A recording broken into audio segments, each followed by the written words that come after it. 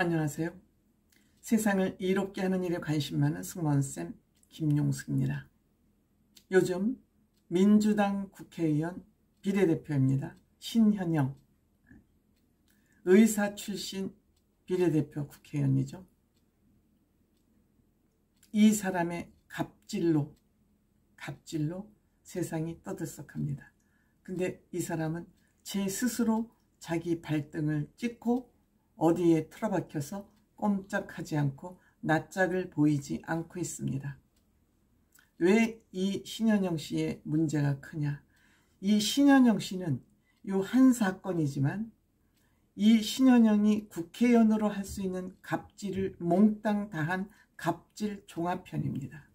그럼 신현영 의원이 요 한 건으로 이런 갑질을 했다면 밖으로 드러나지 않은 갑질은 얼마나 많이 했을지 여러분들 그것은 상상에 맡겨두도록 하겠습니다. 신현영 의원 본인이 의사라는 걸 내세워서 이태원 참사에 가서 자기가 도움이 되고자 생명을 구하고자 이 현장에 갔다고 변명했습니다. 그런데 시간이 지나면서 그것이 얼마나 거짓되고 위선된 행동이었는지 속속 드러내고 있습니다. 이것의 시작은 본인이 이태원 참사 현장에서 나는 이렇게 구조활동을 했다는 것을 알리고 싶어서 스스로 사진을 찍어서 본인의 SNS에 올리면서 이 사건이 세상에 알려지고 여기에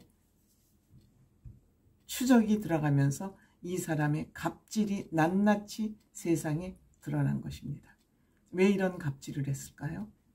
지금 신현영 의원이 비례대표이기 때문에 다음 국회의원 선거에서 공천을 받기 위해서 본인의 공적을 세상에 알리기 위해서 위선적으로 꼴값을 떨다 이런 결과를 가져왔다. 저는 이렇게 생각합니다. 국회의원에게 주어진 특권 엄청 많습니다. 그래서 저는 국회의원 특권 내려놓기 토론회를 개최한 바도 있습니다. 그렇기 때문에 제가 이 신현영의 갑질에 대해서 더 분노하는지 모르겠습니다. 신현영 의원 직권남용 혐의로 형사처벌받아야 된다고 저는 생각합니다. 국회의원은 특히 국민이 그들에게 권력을 위임해 준 것입니다. 지가 느리라고 갑질하라고 저 편할 때 쓰라고 우리가 그들을 국회의원으로 만든 것이 아닙니다. 근데 이번에 국회의원으로서 할 수 있는 온갖 갑질은 다 했습니다. 여러분들 디맷이라고 언론에 요새 많이 보도가 되고 있는데 저도 이 디맷이 뭔가 해서 찾아봤습니다. 디제스트 메디컬 어시스턴스 팀이라는 것의 약자라고 합니다. 즉 재난 긴급 어시스턴스 구조를 돕는 그런 닥터카의 활동을 말하는 것입니다. 의사들이 타는 특별히 닥터카. 이들은 재난 현장에 가서 그 환자들을 응급 환자와 어떤 환자인지의 종류를 구분해서 각각 병원으로 보내면서 이 환자는 지금 이런 문제가 있고 지금 이 환자는 이 정도로 위급하고를 다 분류를 해서 응급처치를 해서 보내는 그런 역할을 하는 것이 디맷 닥터카입니다. 그런데 신현영이 본인이 봉직하던 명지병원에 이 닥터카 팀에게 전화를 해서 나를 태워가라. 그런데 이 전화번호를 어떻게 또 알아냈느냐. 중앙응급의료센터에 나 국회의원 누구 의사 누구다라고 전화를 해서 명지병원 응급센터 전화번호를 알아냈답니다. 보통 사람은 알아낼 수 없는 전화번호를 국회의원 신분을 팔아서 전화번호를 알아낸 다음에 그 명지병원 닥터카 팀 응급의료팀에게 전화를 해서 갈 때 나를 좀 태워가라. 나를 좀 태워가라. 근데 신현영 의원도 있고 남편도 있었는데 두 사람 차도 있고 운전 못하나요? 운전할 수 있죠. 운전 못할 리가 없습니다. 근데 나를 좀 태워가라. 그러니까 그 닥터카를 타고 가야 그 현장에 뭐 제지 없이 쑥 들어갈 수 있기 때문에 이런 짓을 한 것이죠. 근데 신현영 의원은 본인이 의사라 할지라도 이 닥터카에 탈 자격이 없습니다. 이 닥터카에는 탈 자격이 있는 사람만 타기로 법에서 정하고 있는데 신현영 의원은 이 법을 위반한 겁니다. 즉 의료법을 위반한 겁니다. 그래서 보건복지부에서는 이 의료법을 위반한 거기 때문에 신현영 의원은 형사처벌을 받아야 된다라고 저는 생각을 하는 겁니다.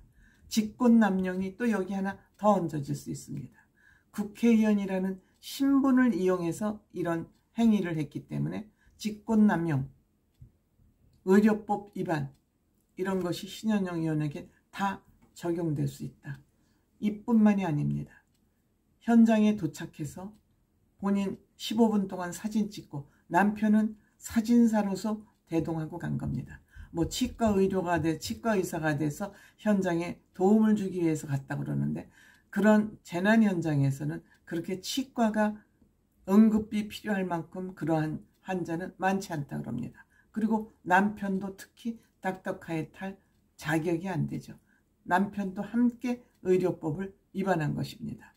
거기서 사진, 증명사진 딱 남편이 사진사가 돼서 찍어주고 이제 중앙응급의료센터로 이동하는 과정에서는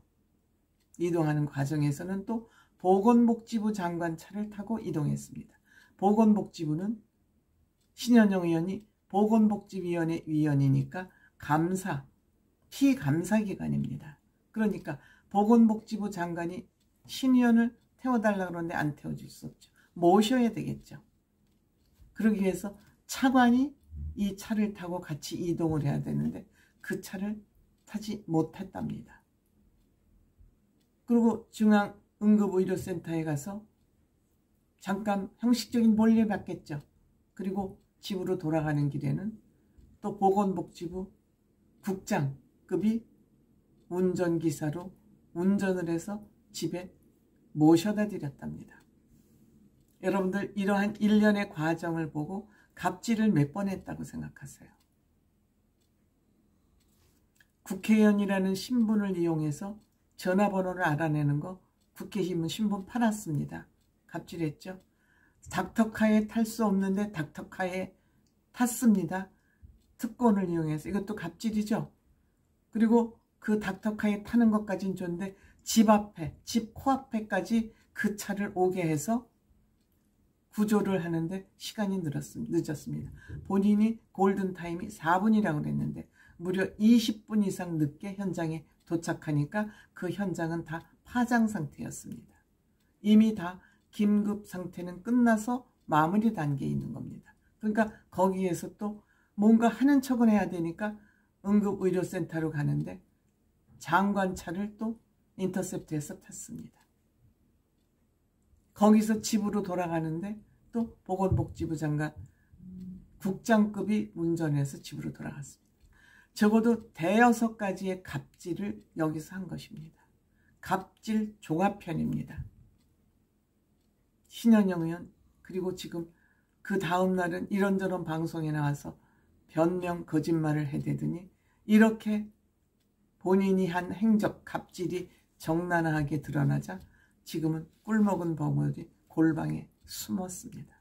여러분들 신현영이라는 이름 꼭 기억해 두셨다가 이런 여자를 또다시 우리 국회의원으로 뽑아준다면 우리들은 바보입니다. 국민은 바보입니다. 개돼지입니다. 그것만은 꼭 명심하고 있어야 되지 않나 그런 생각 듭니다.